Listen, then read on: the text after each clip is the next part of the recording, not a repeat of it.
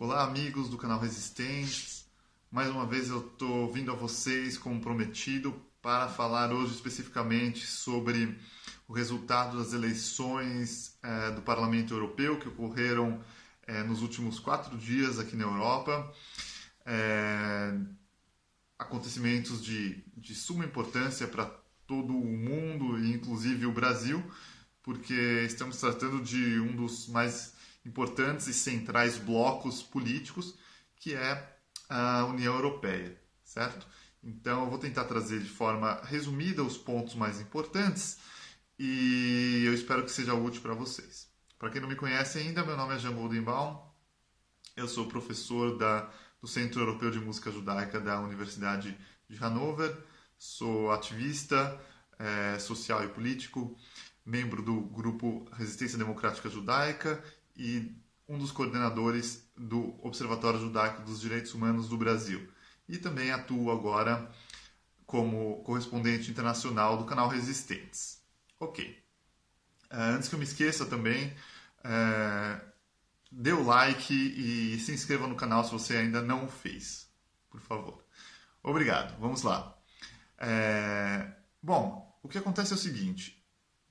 Essa eleição foi certamente a eleição mais confusa e incerta desde o começo da União Europeia, principalmente por causa da imensa e inacabável, aparentemente inacabável, novela do Brexit, certo? Então, até os últimos momentos, até as vésperas da eleição,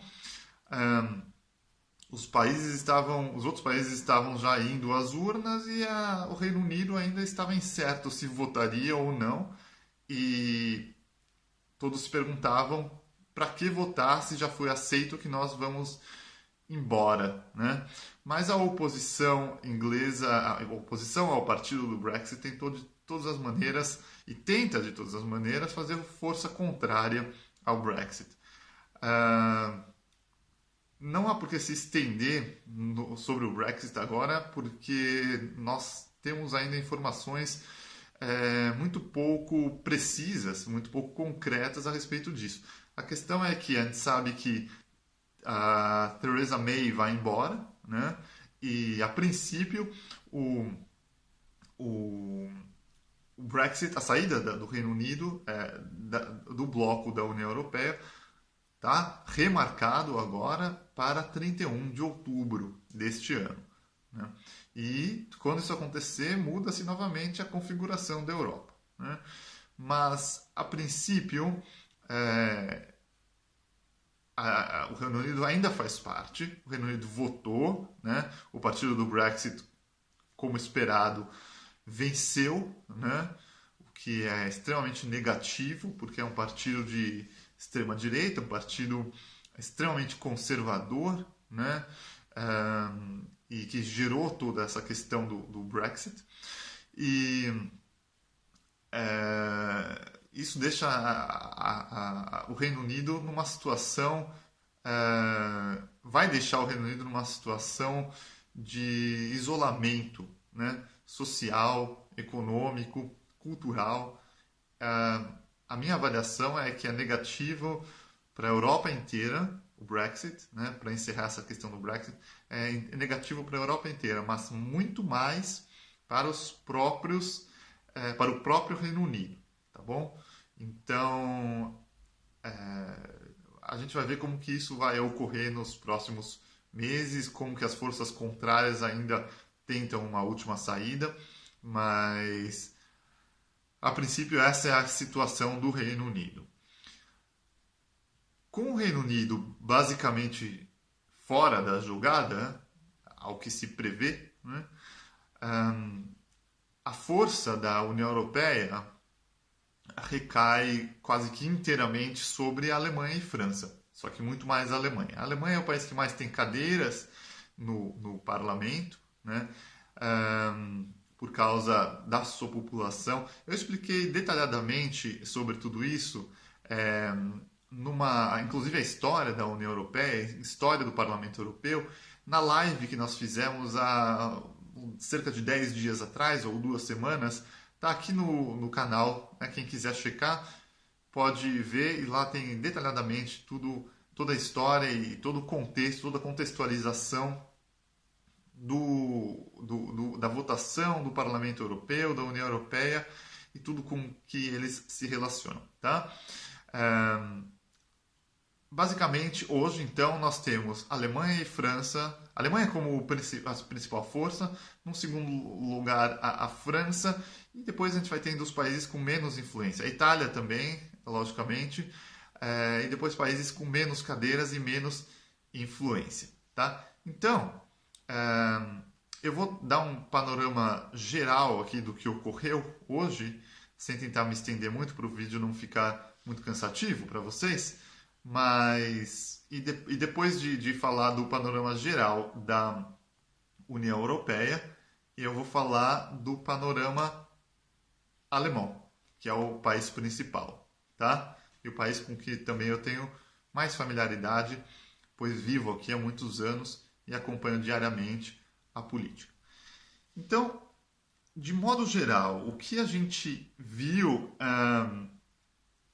em termos de transformação da constelação das cadeiras, né, de 2014 para 2019, as eleições são de 5 em 5 anos, né, foi basicamente um aumento das cadeiras à extrema-direita, muito infelizmente, né, era esperado, e foi o que aconteceu. Esse aumento que se deu por volta de entre 10% e 15%, por que eu falo entre 10% e 15%? Por que eu não falo um número certo? Porque a União Europeia, o Parlamento Europeu está dividido em blocos, né? E esses blocos divididos em subblocos de partidos. E não está cravado em pedra quem é de extrema-direita, quem é de direita, quem que é entre a direita e a extrema-direita, quem se considera uma coisa mas faz outra, quem faz uma coisa e fala outra. Então, assim, de modo geral, a gente pode entender que os partidos mais conservadores, que sentam realmente à direita e cada vez mais à extrema-direita, cresceram entre 10% e 15%. Tá? A gente vai ver a centro-direita perdendo votos, né? A esquerda perdendo votos também, e de certa forma a gente pode entender que quem votava para centro-direita migrou provavelmente para a direita / extrema-direita. A esquerda e centro-esquerda, a mesma coisa com a esquerda, né? É difícil a gente afirmar exatamente quem é esquerda, quem é até extrema-esquerda e quem é centro-esquerda. Não é uma coisa solidificada oficialmente, né?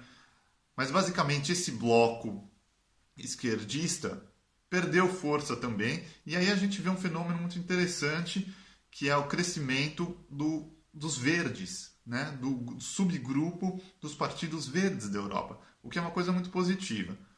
Os partidos verdes também variam entre centro, centro-esquerda, dependendo de algumas ações esquerda, basicamente uma centro-esquerda, né? Vamos dizer assim. Então a gente pode ter uma ideia mais ou menos de que os partidos... Todo mundo se moveu para a direita, né? Os partidos de esquerda se moveram um pouquinho para a esquerda e caíram nos verdes, mais ou menos assim. Os partidos de centro e direita caíram na extrema-direita, né?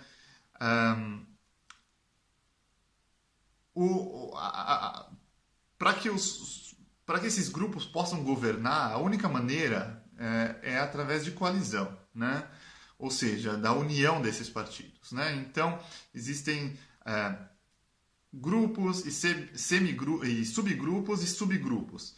Subgrupos debaixo de seus grupos. É que nem uma rede de afluentes mesmo, né? Repito, eu expliquei detalhadamente isso numa live de mais de 1 hora, né? Quem quiser essa explicação, eu não vou me estender agora sobre isso porque é muito as minúcias são realmente são muitas, né? Então não adianta a gente ficar perdendo tempo com os pequenos detalhes aqui, tá bom? Mas quem tiver interessado, checa lá. Basicamente, a gente viu isso. A gente viu, então, que existem dois blocos, tá? O bloco da comissão e o bloco da oposição. O bloco da comissão é quem governa. E no bloco da comissão, a gente tem basicamente centro-direita, centro-esquerda e quem está no meio, centro-centro. Quem está no meio, centro-centro, são os amarelos, né? Eles se colocam como os amarelos, que não são nem vermelhos e nem azuis, são os amarelos, e nem verdes, porque não são do Partido Verde, são os amarelos que estão seria o centro genuíno, né? Embora, de certa forma, são mais centro-direita, ao meu modo de ver, pelas ações políticas. Então, esse subgrupo se chama LDE, ele faz parte da comissão e ele cresceu bastante também. Tá? Então, a gente vê que provavelmente eles receberam os votos da esquerda e talvez, possivelmente, alguns votos da centro-direita também, tá bom? No fim das contas, para resumir, em poucas palavras, diminuição da esquerda, diminuição dos blocos centrais, crescimento dos blocos de direita / extrema-direita, mais extrema-direita, ao meu modo de ver, e essa é a notícia ruim, né? Pelo menos para nós que somos do canal Resistentes e que prezamos pela resistência contra a extrema-direita, contra a ascensão do neofascismo, né? E um crescimento, e vemos também, agora boa notícia, um crescimento do Partido Verde.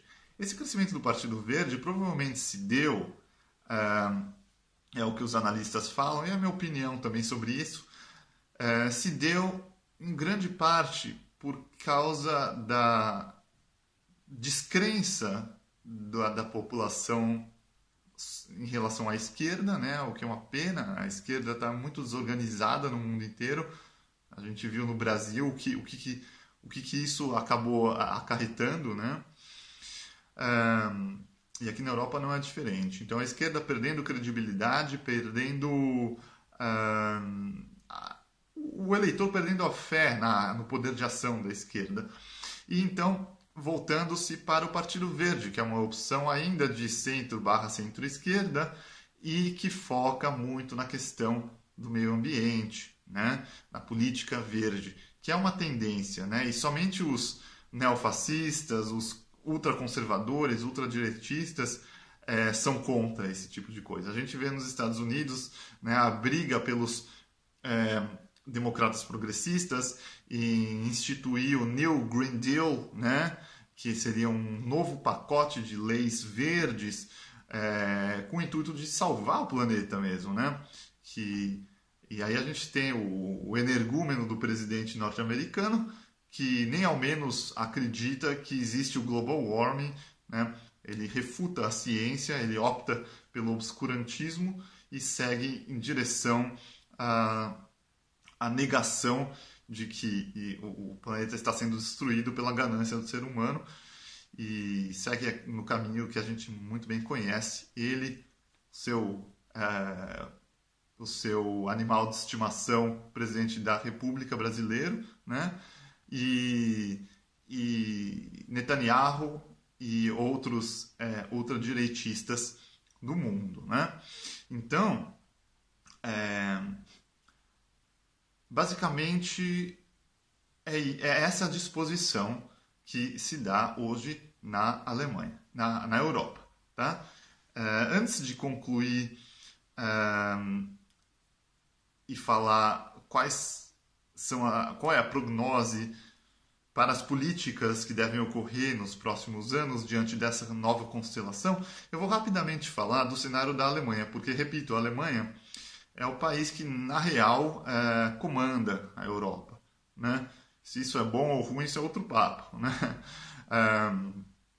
Mas, realmente o importante aqui para a gente é que o país que mais tem poder de decisões e tudo mais, ainda mais agora com a saída do outro braço forte, que é o Reino Unido, é a Alemanha. Na Alemanha, eu sinceramente esperava que o pior poderia acontecer. Qual que seria o pior? O crescimento do partido de extrema-direita, que nada mais é do que o partido neonazista com uma outra roupagem, que é o Alternative für Deutschland, o AfD, né? Partido que ascendeu em 2015 por causa das políticas de imigração e tudo mais, um partido que pior coisa possível que a gente pode ver na política, né? É o estilo bolsonarista, basicamente. Inclusive, eles cumprimentaram o Coiso quando ele venceu e tudo mais. O único partido alemão que cumprimentou e parabenizou o Coiso quando ele venceu as eleições. Então, havia um perigo. Eu estava temeroso que eles poderiam crescer muito e não foi o que aconteceu, né? Eles cresceram um pouco, né? Mas mantém-se em uma porcentagem de entre 10% e 12%, né, da Alemanha. E no parlamento alemão, no Bundestag, né, eles são o terceiro partido mais forte, o que é uma tragédia, né? Isso aconteceu nas últimas eleições alemãs, sendo o CDU, o partido da Merkel, o Partido Cristão, né, que tem esse nome... um nome descabido para o século XXI, mas tem. Em segundo lugar tem o SPD, que seria o partido de centro-esquerda, que faria oposição, mas no fim das contas não faz, porque ele acabou fazendo uma coalizão com o CDU. E o AfD é o terceiro partido e o principal partido de oposição. Nessas eleições de agora, nós vimos uma alteração nessa história toda. E isso me anima, de certa forma. A gente não viu nenhum crescimento, ou mínimo crescimento no AfD. A gente viu os partidos centrais perderem, tanto o CDU quanto o SPD, perderem espaço, né? Principalmente o CDU, principalmente o SPD, como era de se esperar, porque é o partido de centro-esquerda. Mas a gente viu o maior crescimento de todos dos verdes, né? Como eu falei que aconteceu na Europa, isso aconteceu mais ainda na Alemanha. Então, a representação da Alemanha no Parlamento Europeu é diferente, se demonstra diferente da representação política na própria Alemanha, onde a gente tem um parlamento alemão muito mais conservador, certo? Por causa da força do AfD. A representação da Alemanha no Parlamento Europeu, a gente vê o Grüne, né, o Partido Verde, como a segunda maior força, somente atrás e pouco atrás da coalizão dos partidos cristãos, né, que é o CDU e o Partido Cristão Bávaro, CSU. Tá? E em segundo lugar a gente vai ter então o Partido Verde. E depois a gente vai ter o partido de centro-esquerda, o SPD, e só em quarto a gente vai ter o partido de extrema-direita. Então, diante da situação do mundo, a gente pode se alegrar com essa disposição da votação alemã, né? Diante da realidade do mundo, né? Bom não é, mas estamos trabalhando com um momento tão horrendo no mundo, né? Com a ascensão do neofascismo, que acabamos ficando satisfeitos com qualquer tipo de sucesso ou de não piora da situação, né? Rapidamente, França, terrível, né? Vitória do partido da Le Pen, né?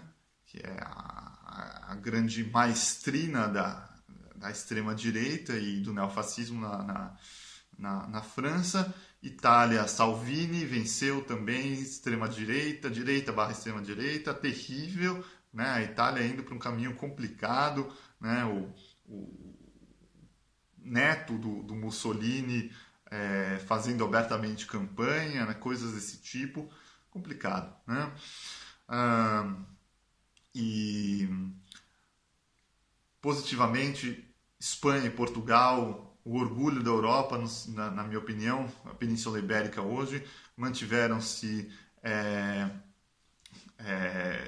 com a esquerda, a centro-esquerda e tudo mais, né? Praticamente esmagaram a extrema-direita. Só que, infelizmente, Portugal e Espanha têm muito pouca voz no Parlamento Europeu, né? Para concluir, porque o vídeo já ficou mais longo do que eu gostaria, eu vou falar basicamente o que nós devemos esperar agora da política da União Europeia através desse novo Parlamento Europeu a partir de 2019, 2020. Né? Veja, o principal tema aqui na Europa já há alguns anos, né, e continuará sendo a questão da imigração.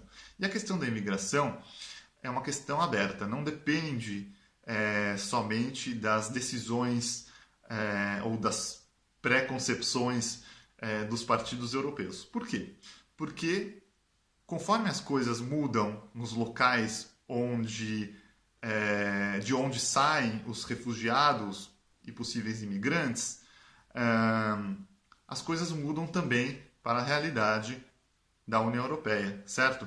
Então, nós não sabemos como se dará a recuperação da Síria, Afeganistão e tudo isso. O pior parece que já passou por lá. Em 2015, a Alemanha recebeu alguns milhões, né, de imigrantes.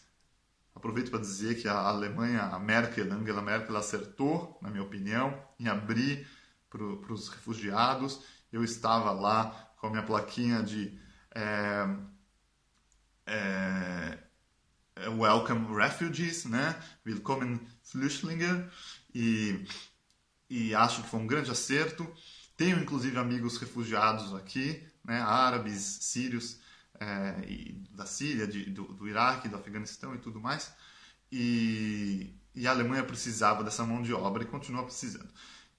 Agora a gente não sabe quais são as tensões com o Irã, o que pode acontecer, isso é um outro assunto. Inclusive há refugiados iranianos aqui, inclusive judeus, né? Tanto muçulmanos quanto judeus, tá? Que saíram do Irã, que fugiram do Irã. A gente não sabe como que pode acontecer agora, uma nova guerra. Vai depender muito de outros fatores, reeleição do Trump. Esperamos que não, né? Pior coisa que poderia acontecer para o mundo. E coisa e tal. Tudo isso vai influenciar nas decisões da Europa abrir mais ou não abrir suas fronteiras para novos refugiados.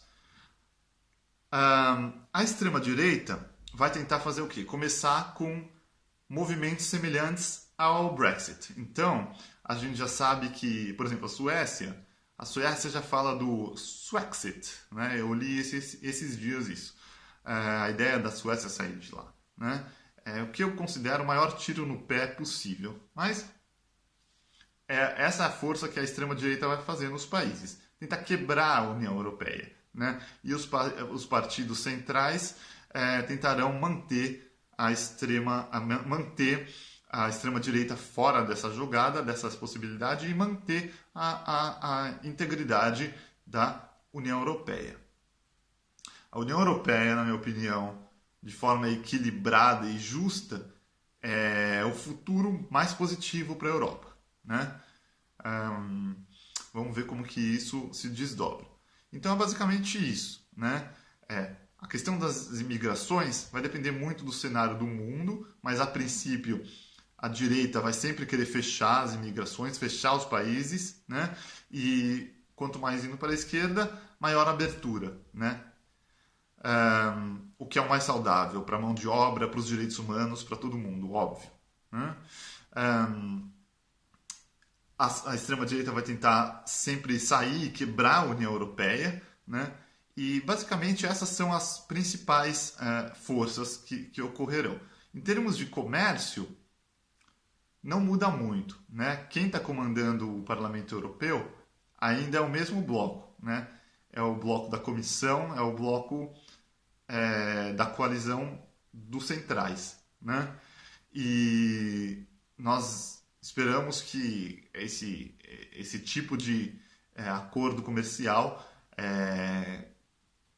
continue facilitando com que a produção de diversos, dos mais diferentes bens seja facilitada mesmo, facilitada e gere mão de obra e gere o trânsito de pessoas que buscam mão de obra e de empresas que buscam novas possibilidades de trabalhar com sua mão de obra, sempre da maneira mais justa e equilibrada possível. Comparado com o Brasil, aqui na Europa é muito equilibrado ainda a questão do empresário e do trabalhador, tá? Comparado com o Brasil, é justo ainda. E eu espero que assim se mantenha, tá bom? Então eu acabei dando um grande mix de boas notícias e más notícias. Não vou me estender mais porque o vídeo já ficou mais ou menos o dobro do que eu queria, mas é difícil também passar meias informações que não ajudariam a vocês, tá bom?